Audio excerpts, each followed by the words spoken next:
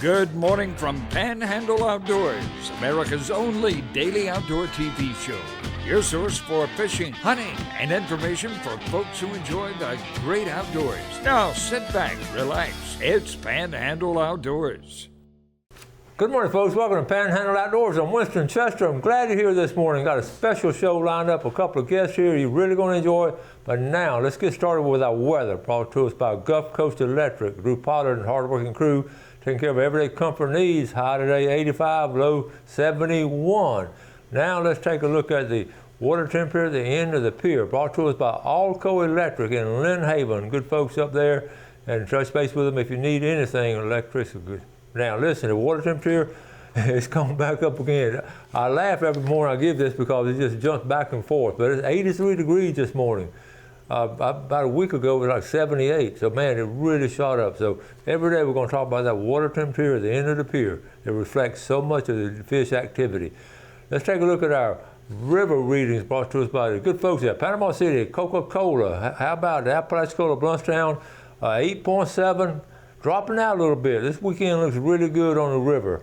The Choctaw at Caryville read this morning at a 4.4, level out. We're going to have a beautiful weekend on both of our river systems, so we'll get out and enjoy that. Our tide chart brought to us by Ken Forest Lawn. One word for today's tide, neap. Just not much tidal flow. It's going to pick up tomorrow, and especially Saturday on into the week, and next week will be some good strong tides. Our wind direction, I'll repeat, south-southwest at 10 to 20. It's been that way for about, I think, 14 straight days. All right, let's take a break. We'll come back with our special guest. Okay, welcome back. A couple of guests been on a lot of times before. We appreciate them coming back on. Miss Ariel Payne, Miss John Thompson. Welcome back. Welcome. John Shelton. I said John Shelton. I had John Thompson. John Shelton. John Shelton, okay? Yes, sir. Here we go. Ariel, what's been going on? Well, I mean, last weekend went on the boat with John. Weekend before that, do you know Harold Mitchell with the United States Fish and Wildlife Service? Uh-huh. So he's over the rattlesnakes, Ambosoma bishopi, the indigo snake. Yes. So went up to Dahlonega to see him. He's working on some really cool projects. Ended up riding at Iron Mountain out there with some friends. I remember him, yeah. Yeah, so it's a little contradictory. Don't come for me, okay? I do like to ride ATVs, and also I'm into conservation. All right? There's nothing wrong with that. You get to go further back in the woods on an ATV. Exactly, yeah. All right, John, you've been doing some fishing, right? I have. Disclaimer, so I moved here in 95 from South Dakota. So it was all new to me. The first year I moved here in 95, we were here about 2 months, then Opal came through. Oh. And I said, we're out of here after that. I had enough between the bugs, the snakes, mosquitoes, and hurricanes. Got stationed here. Naturally, I couldn't just leave, and then I discovered somebody with a boat, and then I discovered somebody with a bigger boat, then I bought a boat. It is discover somebody with a boat season right now, yes, actually. Yes, it is. Yes, it is. And I had to transfer from, shoreline fishing of setting up 10 poles and watching them and bells on them while you sleep and no activity. Not for me. To transferring into saltwater fishing, and I fell in love with it instantly. Yeah. Welcome over here. Yeah. And ever since then, it's just been kind of my passion. And Yeah. Well, I just mentioned I do the water temperature every day, and you brought in a really good point because you're offshore, and we're talking about the little chicken dolphins, the little dolphins, how they move around a lot, and I showed you some pictures of folks catching them. Tell us your view on it. What's going on? Well, we ran into them about 6 weeks ago, which was really early. Mm-hmm. I was really excited about that. The water temperature, I think, was like 78 degrees. Mm-hmm. Which again, going back to that year 95, as a fisherman, it's like, cool, the water's heating up, pelagics are coming. But then you start going, the waters are heating up. What does that bring? So I want it to heat up, and only heat up to a certain extent to keep the storms down low. But it's, so you think that early warm water temperature is what brought them in 6 weeks ago? Yeah. Okay. Definitely. And we've talked about it. I've seen pictures of it. So y'all got into them, right? We shot twice. Yep. Two different times. I caught my first ever mahi-mahi this weekend. Well, thanks to John Shelton. All right. There was quite a few on the boat that was their first ever. It was just mayhem going. I know. All over. He goes, you got to do it without a weight. You got to do it without a weight. And I'm over here like, I'm just hooking fish. So no one took the weight off. I'm not listening at all. And then John's gonna lose his face because I'm like, get my fish, get my fish. There's fish coming over left and right. John, tell us about your boat. What kind of boat do you have? I have a World Cat, 32-foot World Cat. Oh, yeah. You ever been on a World Cat? I have not. You're missing out. Okay. It is a luxury. They're quite the ride. You know, I had the monohull for 20 years and jumped over to the Catamaran, and the ride is just night and day different. They're real steady on them. Really steady. You know, the best way I describe it is a monohull is, you know, just like riding a bike, hitting a jump. Where when you're on a Cat, you have two. So as this wants to jump, this counter resists. So guys that are seasoned, been fishing a long time, when they come out and you hit that 3-foot wave, you know, they're going down to their knees, and you're looking at them like, what? Because the boat just goes whop, it just lops over it. Yeah. It's a totally different ride. How many can you fish at a time? 6. I can do 6 comfortably. And I'm to the point I like deckhanding. You know, I fish so much. Even when I'm catching mahi-mahi? Yeah. Even when I took Ariel's friend, Alan, and we got out there, and he's like, well, I don't want to fish, I just want to deckhand. I'm like, no, I'm deckhanding. He's like, no, you're the captain. I'm like, yeah, but I like to deckhand. I like to see people experience the catch. And so if you ever wonder who I'm fishing with, it's usually Alan Tampolini or John Shelton, because they like to deckhand. And I like to catch. Yeah. You're a smart girl. Listen, you know, I know exactly what you're talking about. You want to help people out catch a fish, and you see the look in their eyes and the thrill, that genuine thrill. Yeah. And there's a lot of said about that. There's different crews I get. You know, I'm not chartered. I just take friends out, but like when I take my guys that have been doing it forever, you know, that's one mentality. Everybody can do their own thing, and everybody wants bigger and better. But when you get a boat out there with a lot of newbies on it, that's more exciting for me. Even though the catch may be less, just to watch the. You know, I had one guy go out and he caught 8 different species in one day that he's never caught before. Yeah, he could ramble them all off now 7 years later. I was like, does he not get out much, or? It was just a good day, and he was so excited on every single one of them, and that's what's fun to see. And my grandson now is getting to that age that he should be coming out with me too. I started taking my son offshore for overnighters when he was 8, so.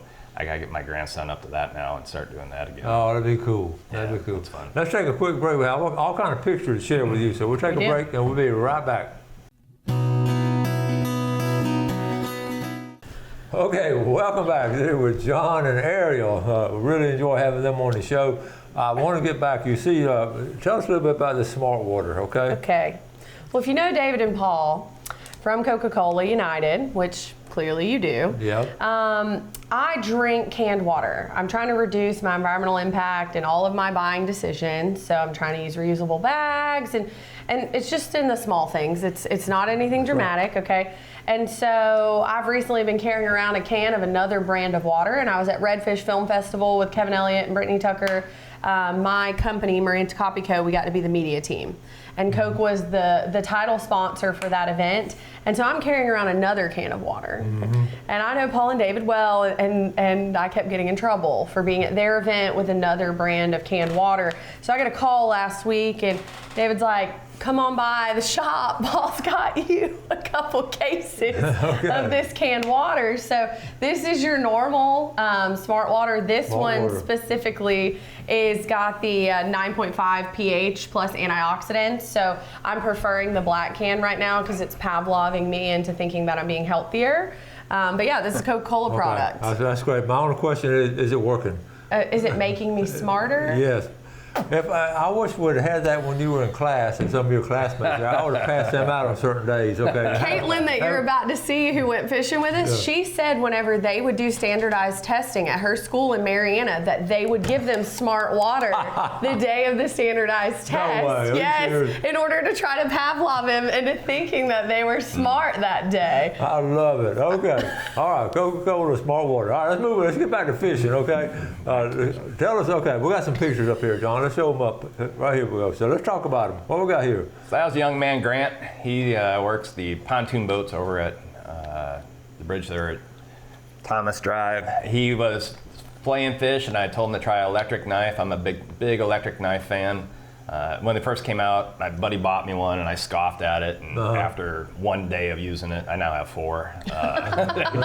They make, at the end of the day, being able to just slide that knife through and not having to use your back. And That was showing an example of how thin you can get it. See, that's impressive. Yeah. I know exactly what you're talking about. I can Can go. you tell what kind of fish that was, Coach? I didn't go back. What It is was it? a little beeliner. A beeliner. Little Okay, a beeliner. So I can do it just as thin with a knife, but I can do 5 to 1. Oh my basically. goodness, I mean, you're right on that. and that Look was, at my nails. That's your nails. I got them done just to go fishing. Only Ariel Payne would do something like this. I'm impressed. You're all decked out now. Nails PCB. That Nails is- PCB. That is funny. Okay, so here's the trip. Okay, so I want to point out here, it's kind of hard for viewers to tell because I did a photo, not a video on this. John has cruise control on. So they are tying our rigs and he's not having to touch anything on this World Cat. And he is literally captaining the boat, preparing all the rigs. So normally you'd have a deckhand doing that while the captain's driving the boat. But tell me what equipment that is that just is auto driving? yeah, it's just autopilot. Okay, well, autopilot. Autopilot. And that's a lot to be said about that. That's awesome. And there's Ariel kissing her Okay. trigger. We got some His big teeth, trigger that though, day. he might need some braces. Hold on, wait. Whose trigger is that? I think that was yours. I know that was mine. Man, look at how calm the water was. Y'all were out on a beautiful Oh, we were day. blessed. We were very. Man, It was very- nothing like the fishing rodeo. Look at that. We ended up getting our limit and trigger, all big ones. But look at those cute little nails, Coach. Oh, that's the key right there. Okay, that's the key. So it was a pond. I caught the biggest fish. I think it was because of my nails. It must be. Consistently all day. Well, Yes. how deep of water were y'all in? 130 feet. Oh, good. Yeah, So 130, 140. Was those waves flat, calm like that? Yeah, I mean, that's really what it looked like. You got that pretty fast, didn't you? Yeah. That's Oh, well, and then also, what kind of motors do you have? How big are they? They're 350 Mercury V10s. There's 2 of them. Twin. Of course we got out there fast. Yeah. 2350. Okay, now Gag's obviously not in, so we were sad to have to let her go. Yeah. But that one rocked me. I had it going, and then those are my reels there. You can see I use super lightweight tackle, super lightweight. 6-ounce lead, a braided line. You can use those to catch your cigar minnows or pinfish, but I also use them for sharks and amberjack. They're super lightweight. So that one got me in the rocks right away, and I just left the bail open for a little while, came back and started seeing line peeling off and put it back in gear and brought it up. And No, I know it's a lot of fun catching one of those. They are. Lightweight. they are. Lightweight. We vented everything we caught, so we're proud. You did vent it? We vented. Okay. Okay, so I need to touch on this for a second, and you stop me if I start running out of Aaron needs seconds. to talk a minute, okay? So we're just, okay. So, vent your fish. Okay. So here, at one point, we were on red grouper, Yes. right? Mhm. Okay. And so they're not quite legal. I think they have to be 18 inches, 20. Okay. So we were pulling in 16 to 18ers over and over and over again. And there was a gentleman on the boat who's been fishing before. He wasn't venting his fish. So here we are. And so the man in the gray suit was getting all of these red grouper floating away as they weren't vented, right? They weren't going back down. And so after about the third one, I got a little saucy. So we didn't have a proper vent on the boat, but we had the best vent on the boat. Tell me about your needle. It's basically it's a turkey injector. Tony Chacharay's. Oh, yeah. Tony Good idea. Chacharay's turkey injector. Every Thanksgiving, get about 2 extra ones of those and just keep those on the boat. But it's really important to clean them afterwards. So we had I was just busy bouncing around. We had a lot of fish. The bite was hot, so I couldn't help everybody vent, and those that didn't know how to do it. So we went over how to properly vent them.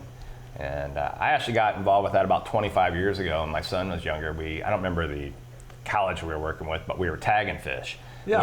We were venting and tagging, and they would send us all the supplies, the venting tools, the tagging. And my son was in middle school, so we were doing a little science project out of it. So I've been venting forever. But that's why it's important to clean them. Yes. Is where he's headed. To clean the vents after each trip, after each fish, if you can. Otherwise, they have the bacteria on it, and you're just shoving that And into you're the fish. spreading it between the fish. Good point. Yeah, so there is a mortality rate. Studies do show, both state and federal, that there is also still a mortality rate because of the bacteria. And the way you vent a fish is on the side. You lay the fin down where the fin touches. You insert it there. Let the gas out the back. What here. venting's talking about is when we all know about divers going deep and coming up and how they have to gas off on the way up. Safety stop. It's the safety stop. Same Safety thing with stop. the fish. If you bring a fish up too fast, that Which air we all do. expands and then their stomach is pushed out. People think it's a tongue. They don't have a tongue. It's their stomach that is pushed out. Some people take the lazy way and I guess not knowing what they're doing, and they just put a hole in the stomach. And that's not venting a fish. That's pretty much killing fish, because now he has a hole in his stomach. He's going to have a hard time keeping his food in. And you should have a venting tool. There's proper ones out You there. should have a venting tool expensive. if you're going to be fishing, because I will tell you, remember when Alan Davis came on after the fishing rodeo with Centennial Bank? Yeah. So he sent me a photo from this weekend. So, you know, our red groupers were 16, 18 inches. Okay, he had one that's this big. Well, that 16 or 18 incher can't get this big if you don't vent it and give it a chance to get back to the That's bottom, right. so that it can grow up to be the fish that we want it to be. You preach it, Ariel. Exactly right. I believe Now, one it's always trick- been like this. I love One it. trick I've learned, it's fun teaching this to people that are seasoned and done this forever. Like if snappers close, like they're opening this 2 days, but when you're fishing and you look down and you see it's a red snapper, just stop. Just stop right there and just watch the fish. It'll start swimming, and then You see the bubbles come out. it'll gas off on his own. And once he spits that air out, bring him up, unhook him, let him go. Good point. But Really you good can point. let them, if you let them hang out for a while, they'll just gas themselves off. That's true. And- Okay, that's such good points. Let's take a quick break. We'll be right back.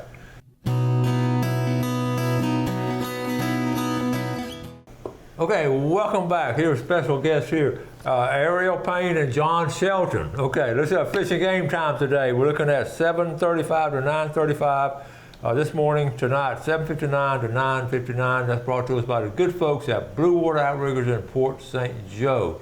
Okay, Love Port St. Joe. You love that area, don't you? You love just that there area this too, week. don't you? Yes, sir. Yeah, I love it. We could try to go over there one weekend every year. Stay. Okay, we got to finish up our picture. We're gonna run out of time. So, which one were we on? Right there. We have to show Okay. off my mahi mahi. All right, here we go. So, This one was not my first one, because the first one we didn't catch on video because I was slinging it at John's face. Okay. This was more inshore. The closer we got, they got Okay. smaller, obviously. Yeah. The bigger ones we got offshore. wow. Yeah, so we came on them twice. And Yeah. here I am. I've never seen them out there in the wild. Wow. And so they're under the boat, and we had remora under the boat, and we're pulling up those red grouper I was talking about earlier. And I was like, "Yeah, there's a yellow tail down there. There's a yellow," and then the boys freaked out because they knew. So it is a penalty if you catch one of these. These are the remoras. This is what stick to the shark all Yes. the time. And if you're hanging your bait over the boat, not paying attention, they'll yank your rod overboard and take off. So they're a nuisance. So the penalty is if you catch one, you got to get a hickey on it. So Okay. Boat penalty. Whoa. there's Ariel's red grouper. So- I believe she's Nice. the only one that caught a keeper that day, but she will clarify for sure. I'm Oh, sure. happened now? I am the only one that got a Oh, keeper that okay. day. It's the nails, you guys. It's the nails. I caught the biggest and the best all day. Okay. Well, next time I go out, I want you to do my nails. Okay. I will. Okay, so this is Caitlin Foster. She's on my team at Marines Coffee Co. And so she's newer to fishing. She's a friend of John and I's, and she came out with us. And even though she couldn't keep her red snapper, we were very, very excited for everything she caught. You know, John was talking earlier about young energy and newer fishermen, and she was a great example of that. That's awesome. That's awesome. Yeah, look at this little chicken. Look at her with her little She's chicken. I had her move her hands twice because her hands cover almost the whole fish. That's true. Okay. So you need to bring something back to the house. Yeah, so John, tell everybody where you live. I live around East Bay, so there we're getting ready to clean the fish. That's my cleaning station behind my dock and cleaning station. Everything was built by my friends. I'm 6'2", so everything is tailored to me. So the cleaning station, a lot of people have to use stools to stand on. You know, I to just get up sat on the higher. top of it. Yeah. Yeah. That's my trigger, but you That's can the keep trigger. going. Brought it you know. back. Okay. That's the picture. So that's cool. Also, go ahead. But you've got, he's got the sunset every single day off of his dock. Your house is brand new. Dolphin. Dolphin. It's awesome. Yeah, so while we were cleaning the fish, there were dolphins swirling right there off the dock whenever we were out there cleaning the fish. Yeah. So you live on East Bay? Yes, sir. So he parks the boat right behind the house. You have a lift. Tell me, who built the dock for you? Arts Construction. My buddy Ryan with Arts Construction. What kind of decking is that? It's kind of uncomfortable on your feet, but it's not hot. It's a flow-through decking with no heat. Doesn't absorb heat at all. If high tide were to come, it'd rush through. Yeah. One of the coolest things he did is he built a loft. So when my boat comes up, I have a loft to throw my brushes and my soap and all the stuff. That's a good that idea. I don't have to take back and forth. So that we can clean it. He had a lot of quickly, creative ideas. we got some video. I think they're going to show up. I switched over to my phone, and let's see if this is going to show up. This one right here. So what all? This is just a. Everything. Okay. We got that one. All right, let's go to this one right I here. was telling a story here. Oh. Fish stories with John. Fish stories with John. Yeah, it's just a video of him talking about the time he caught an amberjack with no hook. Yeah, he swallowed my snapper head first, and the spines got stuck in his stomach. Okay. His top fin, so I couldn't pull him out backwards. And we landed this 50-pound fish with no hook in his mouth, and then we seen the tail of the snapper. How about that? His stomach sticking Now that out. sounds like a good fish story. It was I'm true. telling you. Okay. Another big trigger. Yeah. Okay. So we about got it all in. So got about a minute or two left. But that's an interesting story that you brought that snapper, big old fish in with the fin. So 10 more seconds till I have to tell you something. okay, here we go. We got time. So we got Are wrap you it up. ready? Got a minute or two left. Yes, Are you ma'am. ready? I'm ready. Guess who gets to go to the Destin Fishing Rodeo as my +1 this year?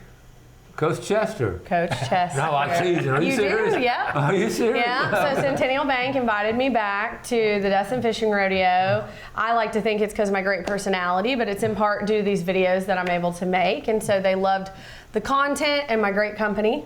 Awesome. And so they asked if I wanted to bring anybody along. And so you are formally invited Oh, thank to you. be my +1 this year. That's going to be awesome. Okay, what's the date on that? Is it in October or sometime October, I don't know. right? It goes for like a whole month. I don't know what day Right, we're it does. going yet. It I don't does. know what day we're going yet. Okay, well, John, it's so good to get these stories from you and the great pictures. I'm so glad you had Ariel to help you out on that. Thank you for taking the photos, Ariel, and all the videos. They don't care about my fishing Folks, don't y'all skills. think, well, I'm going to take a vacation every now and then, believe it or not, and I'm going to get some guest hosts. Don't y'all think Ariel and John would be a great guest host? So we're going to try do it. that. If you disagree, don't respond. If you do agree, respond. Okay, got to go. Thank you so much. Real good to see you, always. Thank you, John. Yes, sir. Appreciate y'all watching the show. Y'all do something good for someone else today. Enjoy the great outdoors. Let's take care of it, and God bless. God bless. God bless. Thanks for watching America's only daily outdoor TV show, Panhandle Outdoors with Winston Chester, featuring hunting, fishing, and other activities and information to help you enjoy the great outdoors. Join us next time for Panhandle Outdoors.